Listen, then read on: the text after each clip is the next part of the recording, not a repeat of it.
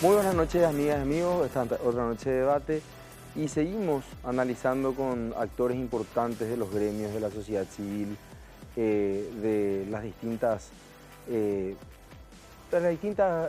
organizaciones que forman el conglomerado social paraguayo, lo que nos espera para el próximo quinquenio, los próximos 5 años. Y hoy nos toca hablar con un invitado muy importante, representante, presidente de una de las organizaciones más importantes del país. Estamos hablando de don Luis Villasante, presidente de la Asociación Rural del Paraguay. ¿Qué tal, presidente? ¿Cómo está? Buenas noches. Muy buenas noches, Sebastián. Un gusto de entrar en tu programa. Estamos para opinar de lo que nosotros como rural creemos que debe hacer el próximo gobierno. Al contrario, gracias por aceptar la invitación, don Luis. Y voy directamente a la pregunta. Si nos tenemos que sentar con el nuevo presidente en una mesa de diálogo, estoy hablando en este caso concreto de la Asociación Rural del Paraguay, ¿qué sería lo primero que pondríamos en la agenda? Mira, para nosotros venimos luchando hace muchísimos años por seguridad, la seguridad para todos y cada uno de los habitantes del país.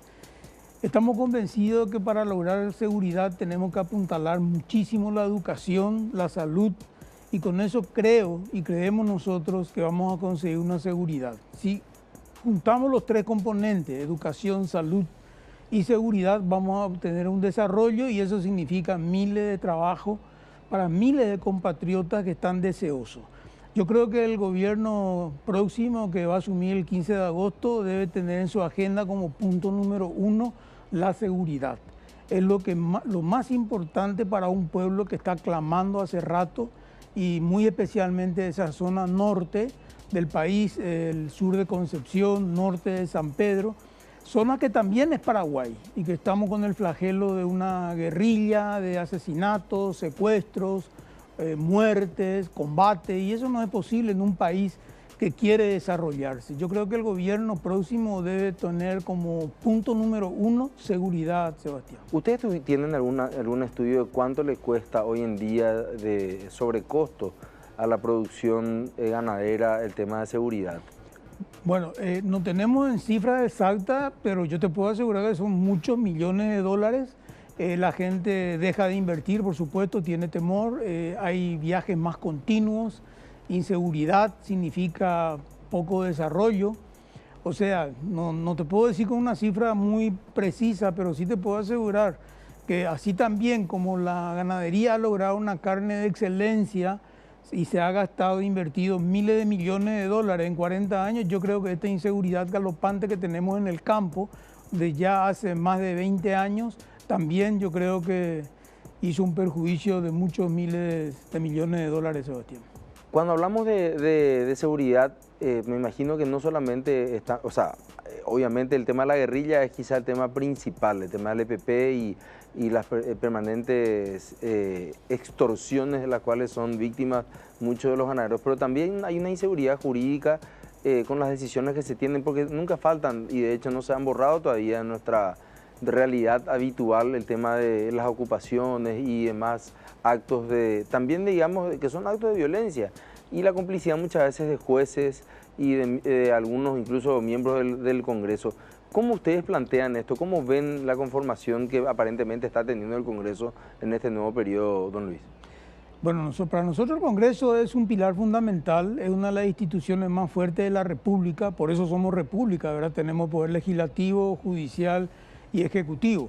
Evidentemente que las invasiones consideramos que están justamente, la propiedad privada está garantizada por la propia Constitución Nacional. Yo creo que eso no podemos pedir a un gobierno que respete la Constitución. Un gobierno debe de por sí respetar la Constitución Nacional y dentro de la Constitución Nacional está el respeto total de la propiedad privada. Ahora, hay que siempre hacerle acordar a los integrantes de un nuevo gobierno que no se olviden de la Constitución y que la respeten tal cual es. Ese es un tema que a mí particularmente, bueno, hemos abordado aquí en este espacio el tema de la Constitución y la eventual reforma, porque se habla con mucha, a mi criterio por lo menos con mucha ligereza sobre el tema de reforma constitucional. Días atrás volvimos a escuchar del presidente electo que en el 2019 habría aparentemente un proyecto de reforma ¿Qué opinan los asesores? Sabemos que en la asociación hay juristas de mucho renombre como el doctor Manuel Riera, por citarlo alguno, no me quiero olvidar de nadie, pero con él hemos tenido la oportunidad de trabajar y conversar. Una reforma constitucional, presidente, en estas condiciones. Digo en estas condiciones cuando hablamos de un sistema electoral que aparentemente ha perdido credibilidad y con el cual tenemos que elegir a los convencionales constituyentes. Bueno, en primer lugar, yo creo que el Tribunal Superior de Justicia Electoral es una institución que debe ser respetada dentro de sus logros y sus fracasos, pero es una institución muy importante para el desarrollo democrático de un país. Y evidentemente dentro de ese ámbito tan grande que son las instituciones de una república, tenemos la reforma constitucional, que estamos convencidos que no se puede hacer ninguna reforma constitucional sin un acuerdo. No se puede hacer reformas constitucionales cuando hay una crispación social. Eso debe ser un acuerdo para tener una buena constitución y después para que no haya más ninguna duda. La constitución no puede interpretarse, la constitución se debe respetar, debe ser clara.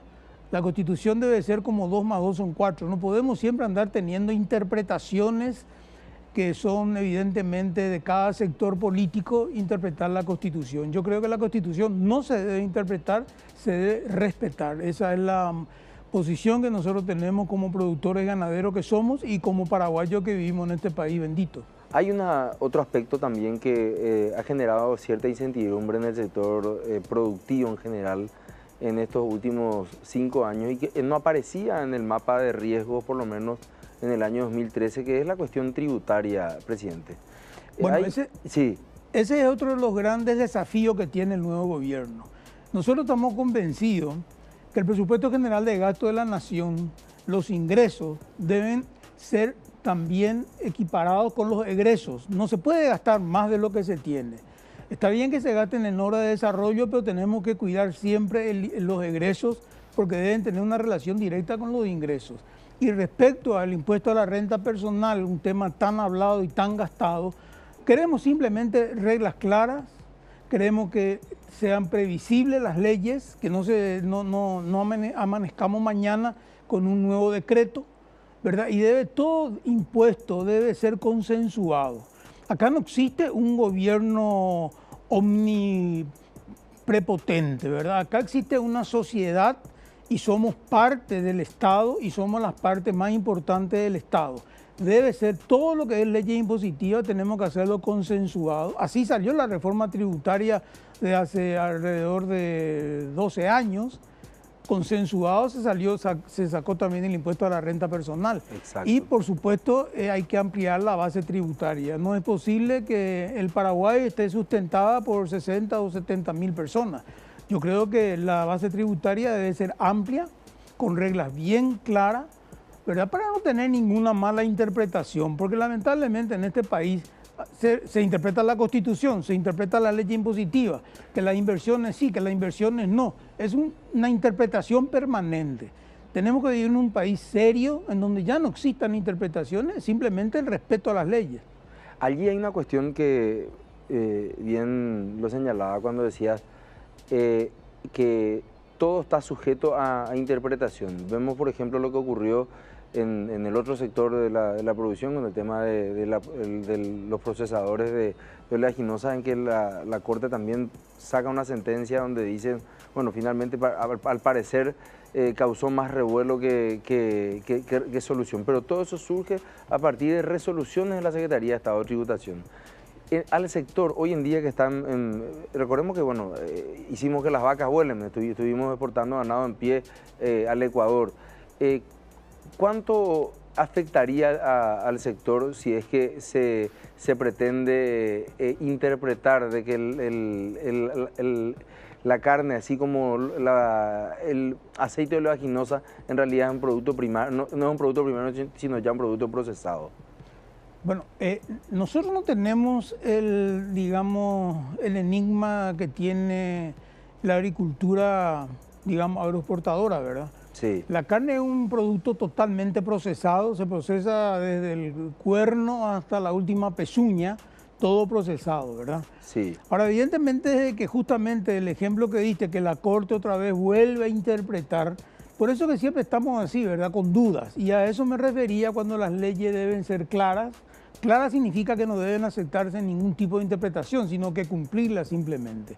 No estamos en ese tema, estamos convencidos de que la carne no puede de ninguna manera tener unos impuestos a la exportación, porque sería matar totalmente. Hay que tener en cuenta que la ganadería en sí es uno de los mayores aportantes, porque mucha gente no sabe. Por ejemplo, el SENASA, el 70% de la estructura del SENASA pagamos los ganaderos con las guías, y estoy hablando de muchos millones de dólares, millones y millones de dólares. La sanidad animal cuesta a cada ganadero alrededor de 5.000 guaraníes por animal, por 3 veces son 15.000 guaraníes al año. Multiplica todo lo que significa eso.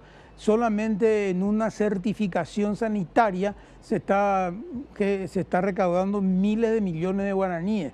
Yo creo que la gente no tiene mucho concepto claro de lo que aporta en sí la ganadería. Además, la cadena de valor de la carne es impresionante. Viven indirecta o directamente de la ganadería alrededor de 350.000 personas, que eso multiplicado por un coeficiente de 2.5 son 1 millón de personas que viven de la ganadería. Es mucho eso, Sebastián. Estamos convencidos de que tenemos que comunicar más lo que somos, más lo que hacemos y más de lo que estamos nosotros construyendo en este país. También pedimos, hablando de construir, pedimos también al nuevo gobierno que con la ayuda del empresariado paraguayo, con la ayuda de la sociedad toda, ¿verdad?, podamos tener un país menos pobre, con menos pobreza. Yo creo que eso es responsabilidad de todos y cada uno de los habitantes de este país. Hay justamente también otro tema, presidente. Hablaste sobre el tema de cuánto se conoce o no el rol del sector productivo en el campo. Y a mí me tocó trabajar 6 años en desarrollo rural y bueno, fue realmente apasionante ese descubrimiento para mí ya hace unos cuantos años. Y ahí me decía un productor de muchos años del campo, me decía, el paraguayo es esencialmente y por naturaleza un productor pecuario. Después la cultura, en el sentido propio del término, nos trajo la agricultura. Y allí pasamos a ser agricultores. Allí es que, sabemos ya lo que la política de Estado que se tuvo con respecto principalmente con el rubro estrella del algodón. No me quiero ir más atrás, la yerba mate y más cuestiones, porque creo que ya no aplicaríamos. Pero hoy en día hay muchísimos productores pecuarios que tienen menos de 100 cabezas. Bueno, está diciendo una gran verdad. El paraguayo, en primer lugar, es ganadero por naturaleza. Y eso te demuestra que uno se va por cualquier ruta del país y ve ganado, ganado y ganado, ¿verdad? Eso te demuestra que cualquier paraguayo quiere ser ganadero. La rural realmente tenemos alrededor de 4.000, 4.500 socios, pero estamos representando a 157.000 productores ganaderos que multiplicando por 5 hacen alrededor de 900.000 personas. Vaya que el Paraguay es ganadero. El orgullo del paraguayo es tener ganado. Y ese ganado, como dice nuestro actual ministro de Agricultura y Ganadería, evidentemente que para la gente más necesitada es un cheque al portador. ¿Por qué? Porque el ganado tiene una venta inmediata y de contado en cualquier momento y en cualquier día del año. Y eso es muy importante porque es una de las maneras más rápidas de hacerse un pequeño o gran efectivo y tratar de solucionar problemas de enfermedades, de fallecimiento o de pestes, ¿verdad? Yo creo de que hay que apuntalar más la ganadería. Creo que estamos siendo olvidados, un poco olvidados por los gobiernos de turno, pero también yo hago mi propia mea culpa y estoy convencido que también es por una falta de comunicación de la propia asociación rural que durante muchos años ha vivido encerrada dentro de sus rejas y no se proyectó a nivel nacional. Ahora estamos proyectándonos a nivel nacional de manera de sacar un poco esas dudas que tienen mucha gente que dicen dejen que el toro trabaje gratis. El toro no puede trabajar gratis ni solo, ¿verdad? Trabaja con una altísima tecnificación de muchos miles de millones de dólares de inversión y muchísimo sacrificio. Hay que tener en cuenta que tenemos el mismo sacrificio que el que tiene 2 animales, el mismo clima, el mismo sol fuerte, frío, el polvo, ¿verdad? Las grandes sequías, las grandes lluvias. nos perjudican en todo. Pero es cierto y sí, la ganadería va dejando también paso a la agricultura, porque evidentemente la agricultura tiene una mayor rentabilidad económica que la ganadería, entonces va retrayéndose a zonas marginales. Pero hoy día sí te puedo decir con muchísimo orgullo que el paraguayo consiguió un matrimonio perfecto entre la agricultura y la ganadería. Falta sí una asistencia más técnica y una asistencia más permanente de los organismos del Estado. Ese sería el pedido. Se nos fue muy rápido el tiempo, pero no quiero que te vayas, porque había, antes de decirme, en el sentido de esto último que señalabas, para que sigamos creciendo, para que no nos detengamos en este crecimiento del sector, para que realmente consolidemos nuestra posición en el mundo, ¿cuál es la hoja de ruta que le señalarían o le pedirían al gobierno o que les deje hacer o que ellos finalmente abran? Bueno, yo creo de que lo fundamental, está visto, no es una idea mía, los dos pilares fundamentales de la economía del Paraguay son la agricultura y la ganadería. Apostemos a ellos.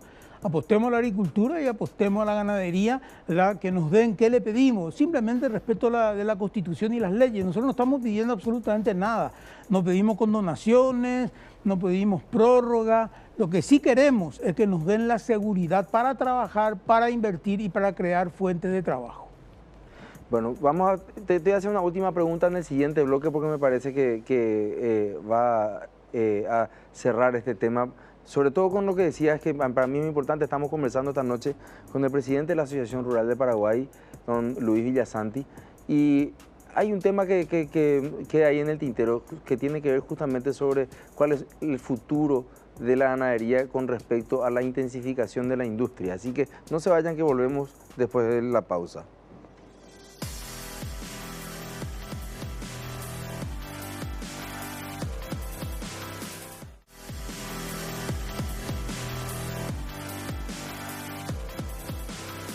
Continuamos conversando con el presidente de la Asociación Rural de Paraguay, don Luis Villasanti. Don Luis, revelaste un número muy importante que derrumba también algunos desconocimientos, mitos quizás, sobre el tema del alcance capilar de la producción pecuaria. Hablamos llegaste a hablar y lo fundamentaste en su momento, de 900.000 personas. ¿Cuál es el grado por un lado, si queremos avanzar en el grado de manufactura del producto cárnico, en el grado de industrialización del producto cárnico, ¿cuáles son los pilares que nos faltan? ¿Nos falta mayor capacitación técnica quizá, o en realidad lo que nos falta es una política de Estado que apunte a ordenar un poco la casa entre responsabilidades que hay entre el sector primario, la intermediación y finalmente la industria? Bueno, una linda pregunta, es la pregunta que más apasiona a cualquier ganadero, ¿verdad? En primer lugar, no pueden haber industrias sin producción ganadera. Si acá vienen las industrias de capitales multinacionales, como ser capitales brasileños muy importantes, invierten cientos de millones de dólares porque tienen un producto estrella, que es la carne paraguaya, que es el orgullo de todos nosotros los que vivimos en este país, ¿verdad? Es categórico eso. Entonces, pienso de que sí, el Estado debe regular, no interferir ni intermediar, sino regular y controlar un poco los productos de exportación, porque es la base fundamental de todo el ingreso que se hace. Hay que tipificar los cortes, conseguir mercados premium, ahí está el Estado, tiene que estar el Estado presente. El particular no tiene la suficiente solvencia económica como para estar proyectando la carne a nivel mundial. Si bien es cierto, conseguimos con muchísimo sacrificio la apertura de 60 mercados aproximadamente, pero faltaría más, faltaría llegar a las góndolas más exigentes. Tenemos industrias cárnicas, frigoríficos de primer nivel, no tenemos nada que envidiarle a ningún país del mundo con los frigoríficos de una altísima tecnología acá en el Paraguay, pero también tenemos una carne de una altísima calidad y eso está probado por todo y cada uno de los que habitamos acá, ¿verdad? Yo creo que es una conjunción en donde el Estado tiene que proyectar también a tener mayor presencia en el mundo. Hay que tener en cuenta que la carne de por sí también es un producto, digamos, un poco político. No es fácil exportar así a cualquier país, siempre tiene que tener una pequeña injerencia del Estado. ¿verdad? Últimamente hemos logrado algo muy importante para la ganadería, que es el certificado sanitario de los Estados Unidos de Norteamérica. Eso nos habilita, nos da una credibilidad por nuestro sistema sanitario. Y yo creo que debe haber una trilogía y empujar entre tres el carro, que es el gobierno, evidentemente, son las industrias de frigoríficas y, por supuesto, los productores ganaderos. Hay una duda ahí que siempre nos asalta y mucha gente nos pregunta y queda en el tintero. ¿Cuáles son los siguientes pasos? Conseguimos el reconocimiento del estatus sanitario por parte del gobierno de los Estados Unidos.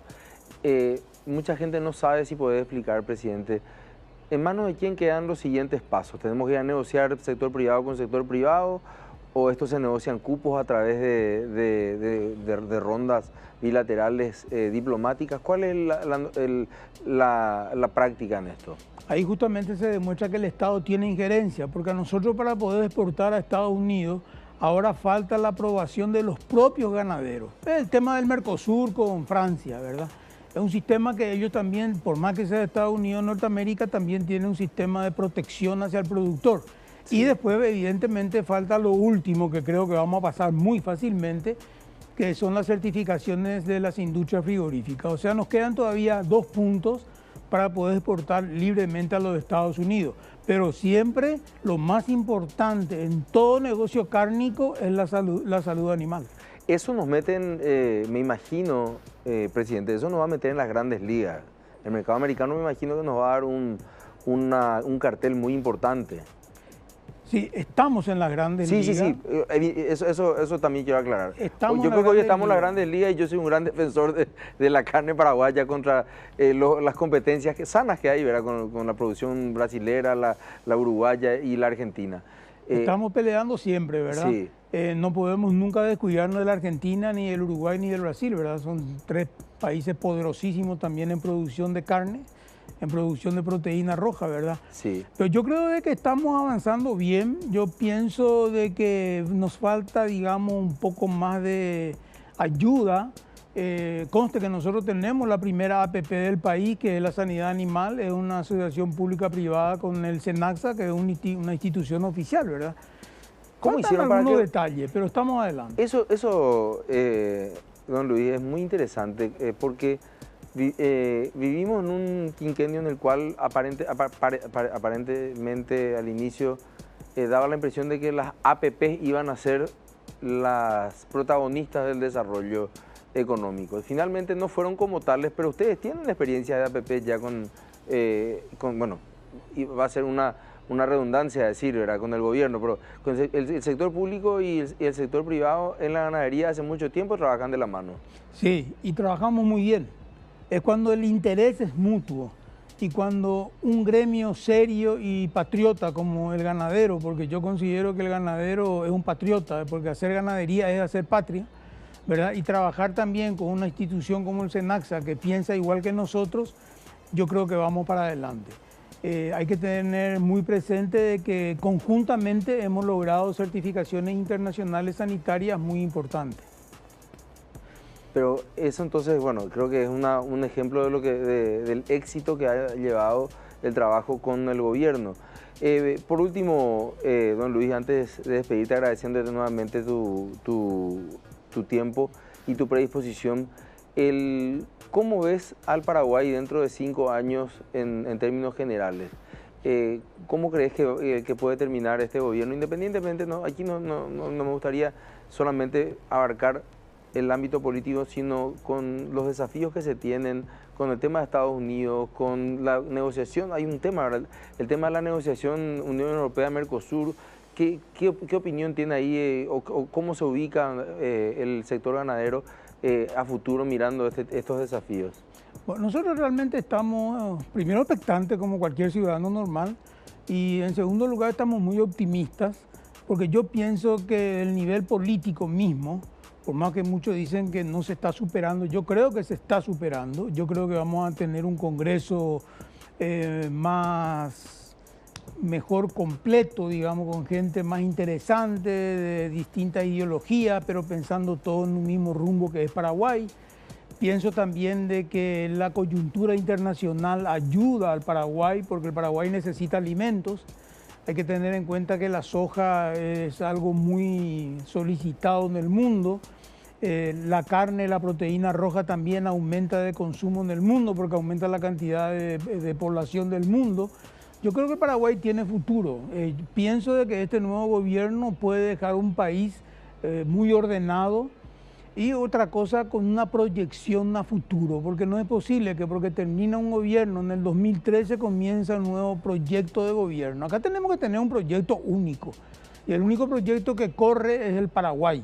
Apuntemos todo a un proyecto consensuado, un proyecto de gobierno y que continúe el otro. Y Dios quiera y ojalá, ¿verdad?, que el gobierno que venga ahora continúe también con los proyectos buenos que tuvo el gobierno que se está yendo, ¿verdad?